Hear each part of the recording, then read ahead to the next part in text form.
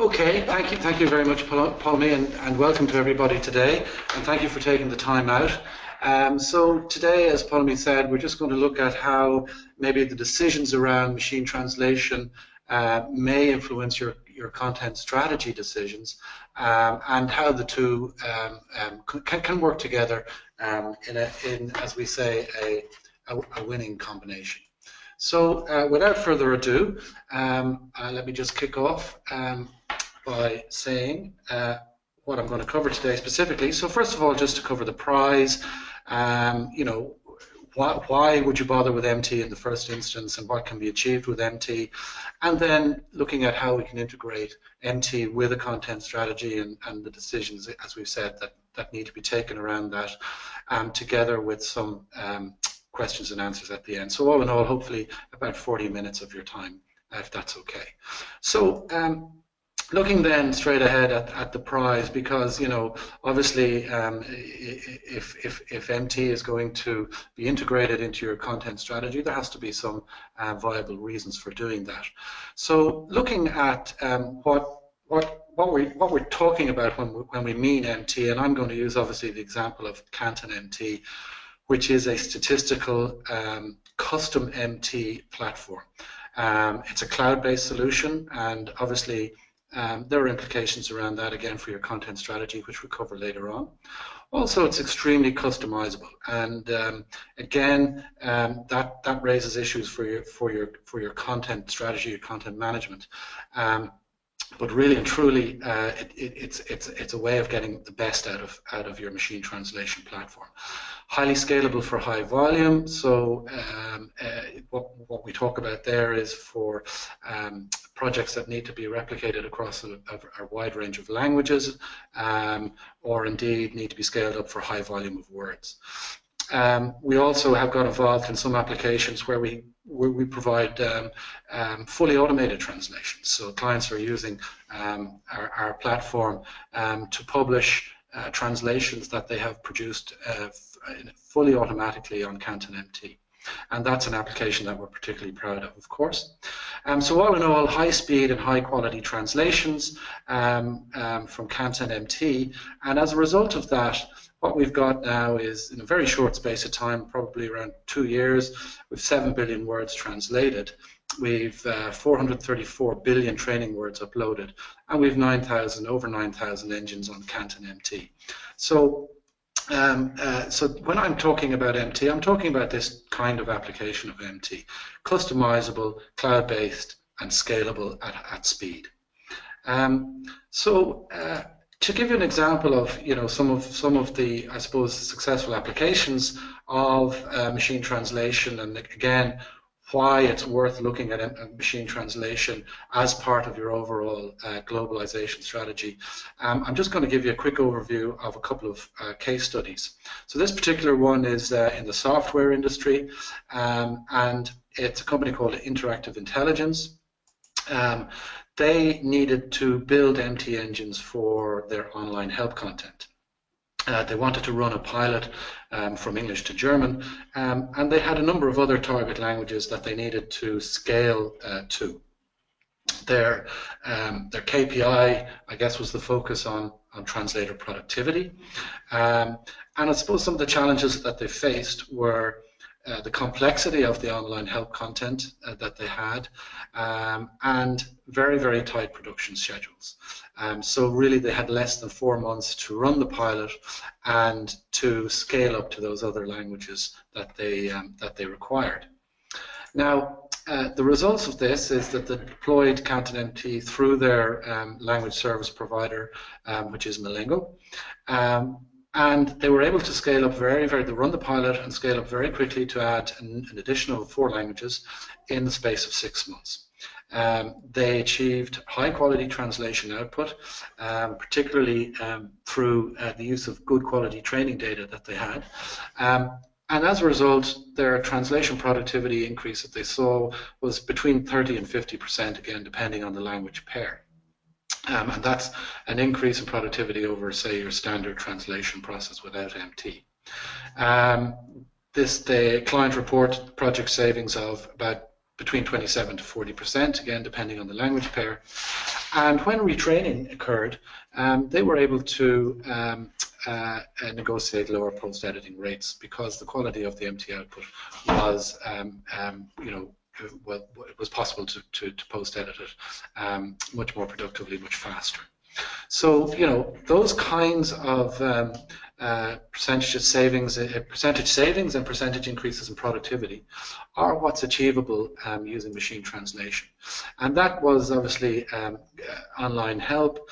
Here's another example, taking the example of technical content. So this was a large car manufacturer, again through their LSP partner.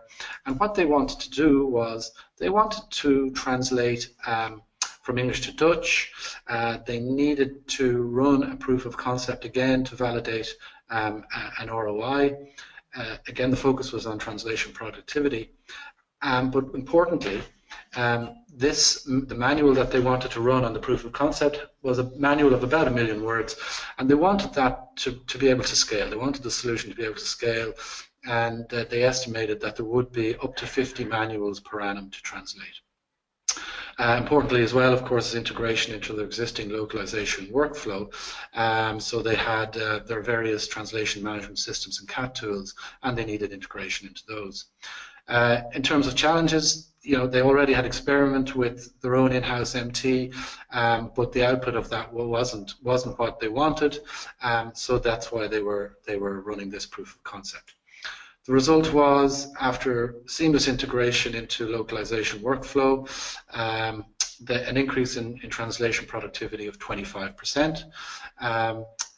They were able to use post-editing automation rules and so on to reduce post-editing effort even further. They reduced their project turnaround time, and they were very pleased with the quality of translations that they achieved. And again, that was through their LSP partner, WK Automotive. So these are the rewards for really good, effective implementation of machine translation. And this is why it's worth considering how MT can be integrated into your content strategy. Of course, leveraging MT will improve, the leveraging of MT will improve if you give a little bit of forethought to your content strategy and to the management of your content and so on for MT. Now, that's not to say that MT should drive everything, but let's have a look and see how MT and content strategy can work together. So the first thing with regards to content strategy, and I suppose it's kind of obvious, but it's worth saying, is that content strategy should be based on your high-level business needs. And high-level business needs will create your global model for content translation. The global model should consist of both structural elements, looking at questions around what kind of content, where is it needed, and so on, and governance elements. So how will all this whole process be managed? Also, what we shouldn't forget is that ultimately the end user will also have a serious influence in your content strategy. And with machine translation, the influence of that end user can be maintained and should be maintained. So regardless of whether you are designing your content strategy with or without machine translation, the end user still has a very important role to play, and I'll talk a little bit more about that later on in the presentation. So we want to create a global model now for our content strategy. Let's look at some of the decisions that need to be made. And most of you will be familiar with these decisions, but it's important to talk about them and in the context of machine translation. So things like, where do we go? Where should we pitch our tent, if you like? So I just thought this chart was quite interesting in the sense that it highlights 5 markets: China, India, Indonesia, Nigeria, and the Philippines, a market of about 3 billion people. And by the year 2030, they are going to exhibit real income growth of up to 95%, and their medium incomes, actual medium incomes, are going to be around about, as you can see there in the case of China, 20,000 US dollars. In the case of India, 10,000 US dollars, which is just shows the potential that are in these markets. And when you consider that they're markets of 3 billion people, these are the kinds of decisions that are made around, you know, where is it that you want to take your business next. In terms of what languages, of course, look, it's really the decision is where is determined about, you know, the decision of which markets to enter will be determined on the potential and your ability to compete in those markets. But also you need to consider, you know, the language implications in those markets. And just an example here, if you take the government of India, they have 2 official languages. The Indian constitution lists 22 what they call recognized languages. The 2001 census in India identified 122 major languages and another 1,600 other languages. And also there has been recorded 30 languages spoken by more than 1 million people. So when we're considering which markets to enter, we also need to consider the languages that are involved and the locales involved and so on and so forth. Also, decisions like, you know, what's going to influence your decision about markets is things like education levels. So if you are targeting the consumer market and so on, what are literacy levels and so on like? And again, here's a little chart that just gives a highlight of some of those developing markets and where they sit in that regard. An interesting case which I'll share with you today is a company called Where You Want. It's a company in Thailand. It was established by some Swedish nationals actually, and this was a quote that he gave me, the CEO. In an official government survey in Thailand, the average amount of reading by respondents was about 7 sentences per year. But the experience of Where You Want was that the use of their More Info button was never ever used. Literally zero use of More Info button. They did not require product descriptions, and everybody bought on the imagery and possibly you know, videos that they'd included. So that'll just give you a thought for you know, how what content you need to present and in what way, because obviously not all markets can take content in the same way. So this leads you to think about the structural model and how MT. So the structural model for your globalization model is what kind of content, as we've spoken about, what kind of locales and languages, as we've spoken about, what content types indeed. So, you know, is it text, is it video, and is it subtitles, and so on and so forth. And then what content do we have that can be shared between locales? What are the differences between locales? What can be translated and what requires transcreation? Now, the important thing is to say about this is that it's the needs of the business that should influence these decisions, rather than, you know, what's going to fit MT or how MT is going to work with these different options. So the important thing is to make the decisions around, for your structural model, around the needs of the business, and then review the process for MT fit. And that's really the key takeaway I would offer on that. The second part of your global model then is really your governance model. And here you can see on the chart there's 3 kind of options that are generally in common usage. The first is a centralized model, where you've got a center of excellence and your regional markets or hubs feed off that. Second is the federated model, where you've got you know, individual responsibility devolved to the centers. And then the hybrid model, where you've got a little bit of both, some central, some processes managed centrally and some devolved out. Now, in my experience here and talking to our clients, what generally seems to make sense is that one MT system in use across you know, the organization, and that offers economies of learning across management and users, reduces complexity, you're only dealing with one supplier, and so on. So that generally tends to be the system that we're experiencing the structure that we're experiencing with our clients. Now, there is a caveat to that, of course, unless a provider can't provide a service in that particular locale or for that particular domain, in which case maybe it might be might be worth looking at a number of providers. The important thing to say is no matter what the model that's chosen for governance, is that cloud-based solutions can be accessed from anywhere. And you could have your local expertise, whether it's a language expertise or domain expertise, in one market, and they could access their MT engines, their cloud-based KantanMT engines from anywhere, for instance, from their market, and so on and so forth.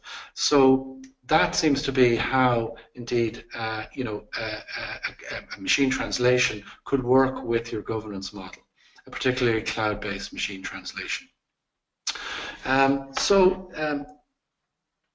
If you've decided then that that's your structural model and your governance model, then the thing to do is to look at getting tactical about content, your content writing for machine translation, and how that can be improved. So I've just included here a list of kind of tips which are generally known for improving translation generally, but they apply equally to machine translation. So things like writing shorter sentences, removing needless words, being consistent. If it's click OK in one place, make sure that click OK is used everywhere. The use of glossaries is very, very important, and I know there was recent research published in TC World magazine which suggested that only 42% of companies were using glossaries. The use of glossaries is really, really important with machine translation. So if you're not using glossaries, then it's time to start thinking seriously about using glossaries. Avoiding idioms and jargon, of course, and colloquialisms and so on is very important. Using correct grammar helps. Controlled language is always a good idea. Identifying brand names and so on, and non-translatables and named entities and so on is useful. And also sticking to the Unicode standard UTF-8, which you're assured that most machine translation systems can recognize. So it's important then, I suppose, to get a little bit granular. I suppose the takeaway here is to get a little bit granular around your content. And to start to look at this stage, how it can be optimized for machine translation. In addition to that then, what you need to do is, or what needs to be done is, you need to get serious about your TMs, because obviously machine translation depends on training data. We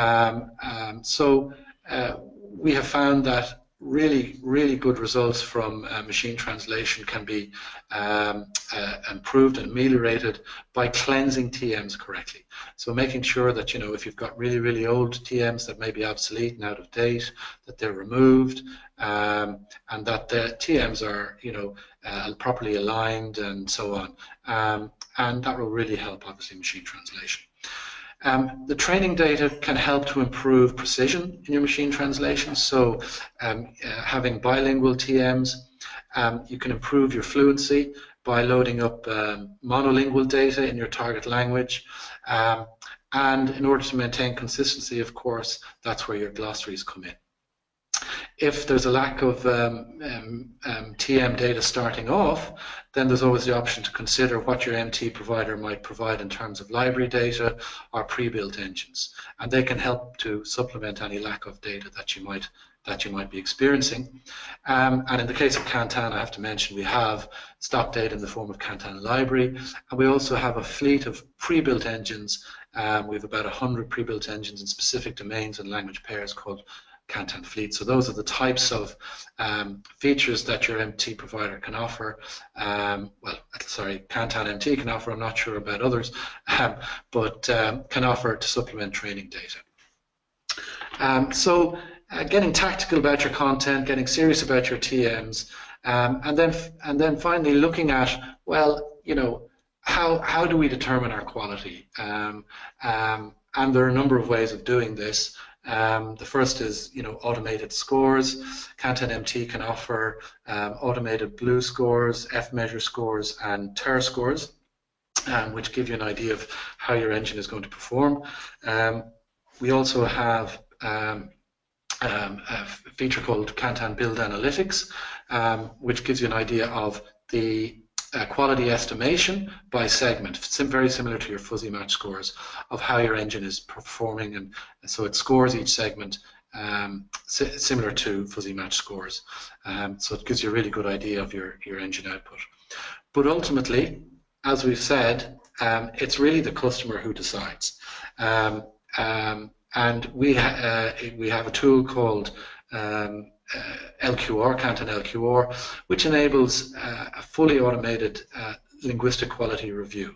So instead of sending, segments out and emails of packets out to translators for linguistic quality review, it can all be done within the Kantan LQR platform. You can build in and customize whatever KPIs you want to test. But importantly, you can build in a KPI around, around a customer-specific quality parameter, such as, does this translation enable you to buy the product, or do you understand what this instruction is saying, and so on and so forth. So it's really possible to include the end user in your MT process, in your MT decision. So that's really what I've got to cover today. Thank you very much indeed for your time. I hope that you have picked up a few nuggets of information there. But now what we'll do is throw the floor open for Q&A. Thank you, Brian. That was a really insightful presentation. Thanks a lot. We'll have a look at the questions right now. Okay. I suppose, Brian, we have one question here. The first question probably you can answer, Brian. By the way, just to mention, we have Laura with us today. She is our product manager at KantanMT, and she has over 15 years of experience in the language and localization industry.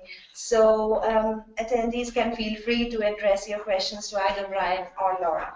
And going back to the first question then, you mentioned, the question goes, you mentioned a range of training data for KantanMT. So do we need all these types of data to customize an engine? Right? Sure. Well, I mean, so, one of the key benefits of KantanMT is that it is so customizable.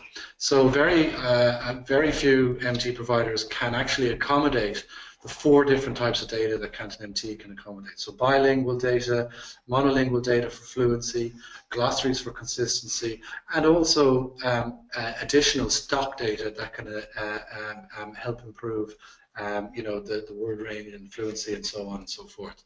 So in that sense, you don't necessarily have to have all of those forms of training data, but it really does help. Brilliant. Thanks, Brian. And the next question, I think it's about Kantan LQR, Brian. Mm-hmm.